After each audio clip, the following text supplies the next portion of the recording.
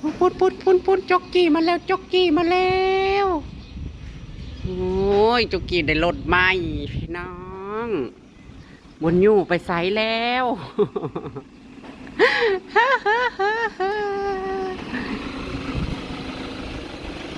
โศกเฮงใส่ละจ็อกกี้ไปได้มาบ่จ็อกกี้มาหรือเปล่าโอ้แคบสูงพี่น้องรถเก่าพอได้ไปตลาดรถคันนั้นมันเอ้ยขี่เรื่องไหนกว่าจีน่าให้ข้าขี่เรื่องไหนกว่าโอ้ยรถไถนี่นะฮะไวคือขี่คุยแท้คือขี่คุยแท้บะรถไถนี่นะเร็วๆได้เสื้อไหมอีกเลยอยากกินขนมสวัสดีปะลุงกันสวัสดีปะลุงจะมาแต่สายมาแต่ตลาดโอ้ยหนาวสมาหนาวแท้ม่วนบ่ขี่รถใหม่นะฮะนี่น่ะนั่นรถน่ะก็ล่าน่ะมันดูคือมาให้เยอะเอามันตื่นมืออื่นดอกโอ้ยมันแปลกแล้วมาละปุโยมมาสิพระท่านได้นั่นแล้วนี่นะเอาตัวมันสูงเลยเด้อ2 เมตรบ่1.50 เมตรบ่มันบินมันเบิ่นเอ้ยเมื่อวันว่าขี่รถนะฮะรถเจ้าบ่นี่นะแม่นจะว่าแม่นไปยืมรถไผมาขี่มาจักกันนี่นะฮะมาจักสวัสดีอีกรอบจ้าพี่น้องยายตูนออกรถใหม่จ้าบางแน่น่ะขายแต่ซีนหมูโอ้ยจะไปเทศทีมยังขายแต่หมูกันจนได้รถใหม่จีน่านะให้ขี่น้ำในเด้อขี่ไปเที่ยวน้ำในเด้อขี่ไปบุญน้ำในเด้อโอ้ยหนาวอยากไปเทออกยังหมดแล้วสิตึกเมนูของขายใหญ่นี่ทำอะไรต้มกบเมนูกบอีกแล้วจ้าขอสิไปซ่าหัวคนนั่นหัวว่าท่านอยากคือกันเลย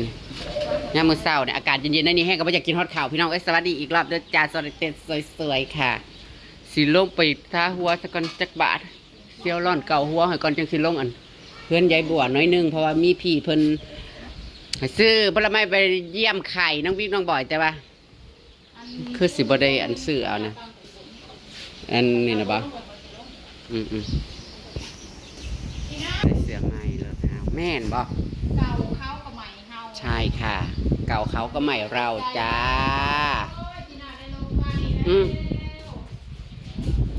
อะไรมันย้อยน่ะอุ้ยลูกน้ำยังย่อยอยู่แป๊บๆอยู่นะรถมาแลนหนังสือเอาที่ห้องเอ้ยมันก็ยังอันนั้นอยู่เนาะสมราคานี่แล้วพี่น้องเกือบประมาณ3จ้ะ300,000ก็โอเคอยู่ได้เนาะโอเคอยู่เด้ราคา2-3 แสนก็ได้พอได้ไปตลาดพี่น้องเอ้ยชันละคีบุญยุเลย2เป็นขายได้แล้วสิยังทันได้ขายแต่ว่าอันนี้ไปจ่ายค่าหมดแล้วคำคูณเด้หาเงินหาคำเริ่มแรกก็เริ่มจากห้างนี่แหละจ้ายังเปลี่ยนเป็นไม้อันนี้มันตีนมาแล้วข้าเจ้าบ่พูดไม่ต้องเอาออกใส่แล้วนี่แหละมันใส่เครื่องใส่คองหนาวดิเย็นไอ้สะหัว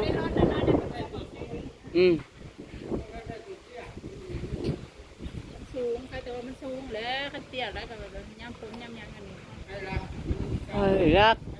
มันดีเด้อมันหล่นเก่านะมันบริเทิงขันว่าห้างมันบริเทิงขันว่าห้างแค่มันเก่า มันก็ราคาแถวนี้แล้วแถวบ้านเฮามันก็เริ่มถูกแล้ว คือทางไทยในแห้งกระถือกว่านี้แห้งกระสภาพดีกว่านี้และคันคือเบาทางไทยหวะทางบ้านเฮาในห้วย6-7 แสนเนี่ยฟังไทยนี่เอี่ยมภาษาหัวกับพี่น้องเอ้ยยินดีนำจีน่าค่ะยินดีนำในตูนพญรัตน์จ้าเฮงเฮงปังปังคำคูณคำคูณโอ้จะเป็นวันลมแห้งเด้พี่น้องเอ้ย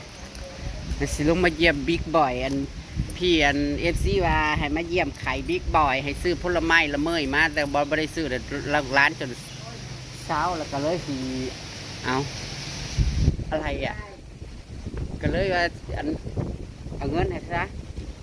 เอาเงินเยี่ยมเลยก็แล้วกันนะขอบคุณพี่หนุ่มต้อยก็แล้วกันเลยจ้าให้ค่าน้ำมันรถขึ้นมาแต่บ้าน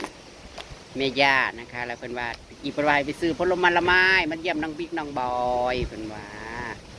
แต่ว่าบ่ได้นั่นแหละจะเอาเงินเยี่ยมเลยจ้าน้องบิ๊กน้องบอยเช้าเลยแหละ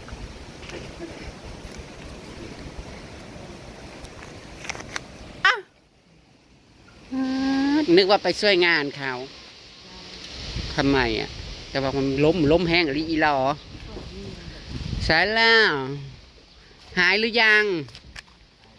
หายแล้วโอ้ยว่าจิมาเยี่ยมจนหาย กินอะไรถึงหายกินยาอ้าวเอาไปซื้อยากินต่ออันนี้จากคุณป้าหนูต้อยที่แรกเพิ่นว่าให้ไปซื้อผลไม้มาเยี่ยมเอาเงินซะเยี่ยมอันน้องบอยอันเศร้าละผัดน้องต้อแล้วก็เศร้าเลยล่ะพี่น้องเอ้ยไขวัดมันลมมันหนาวอะไรหรอนี่แหละลมเนี่ยแห้งพี่น้องกี่พุ่นโอ้ยพายุทอร์นาโดเป็นการเป็นงานนั่นนี่นะแห้งเลยเป็นตะยันเต้นเข้าไปเดี๋ยวนี้นะหนาวนี่กระจัดยิ่งใหญ่นี่บอกก็ต้องมาพี่แดดสมาแดงเบิดค่ะตั้งกระแดงผ่าพันข้อกระแดงสุดนอนกระแดงเสียตะเกิบจ้าเสียตะเกิบสีดำไปบอกเราไปซอยงานกันเลยพี่น้องเพราะว่างานแจกพญายัง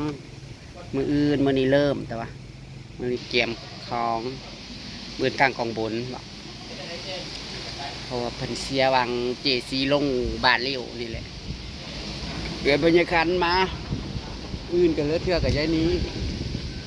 เปิดมันสุกหรอแต่ว่ามื้อนี้ลมแห้งพี่น้องเอ้ยว่าสิอยู่เฮือนอยู่ซ่านบ่ได้ไปใช้นี่เดี๋ยวมันมาเยี่ยมไข่ร้านกันจนว่าสาวพี่นุ้ยต่อยว่าไปเยี่ยมไข่น้องบิ๊กน้องบอยซื้อผลไม้ก็คือบริซื้อเลยนะพี่น้องก็เลยเอาเงินให้เพิ่นเลยซะเนาะบ้านเฮามันบ่ค่อยมีคนมาขายผลไม้คันขายกับปลูกปักซองในนี่ก็มีอยู่หักมันหมากจักหมากยังเด็กน้อยยันก็มากินเอาเงินในกาหยาเลยซะเป็นยังไงเคยเท้าเป็นยังไงมีตะหนาวแล้วหรอเข้ามาผิงแดดตันสิโอ้ยหนาวเลยไม่ได้ไปไซมาไซจ้านั่นก็อยู่เดือดเงินแต่ซานเนาะผ่านคือว่านั่นแหละ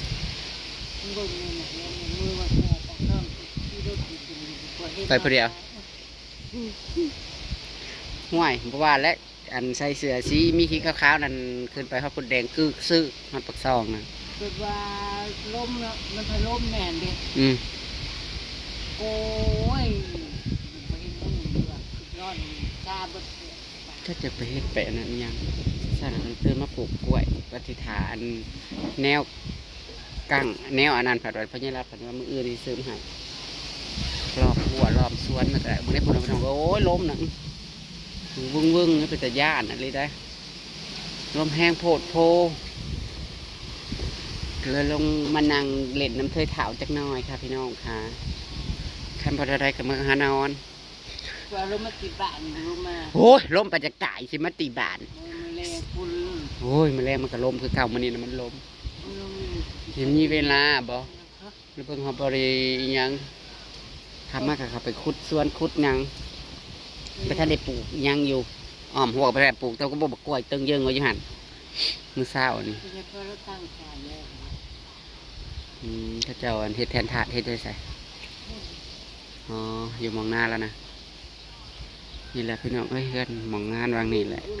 พอใหญ่ย่างที่เราล้มหัวซักวางช่วงหน้านั่นแล้ว